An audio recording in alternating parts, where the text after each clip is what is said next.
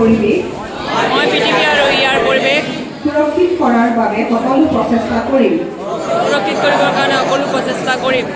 মই যি সম্পদৰ ব্যৱহাৰ হ্ৰাস কৰে মই ব্যৱহাৰ কৰা সামগ্ৰীসমূহ পুনৰ ব্যৱহাৰ কৰাৰ অনুশীলন কৰিম। মই এবাৰ ব্যৱহাৰ কৰিব পৰা প্লাষ্টিকৰ বস্তু ব্যৱহাৰ নকৰোঁ। মই প্লাষ্টিকৰ মই মোৰ চাৰিওফালৰ পৰিষ্কাৰ পৰিচ্ছন্নতাৰ প্ৰতি দায়বদ্ধ। মই ন্যূনতম আৱৰ্জনা উৎপন্ন কৰিম।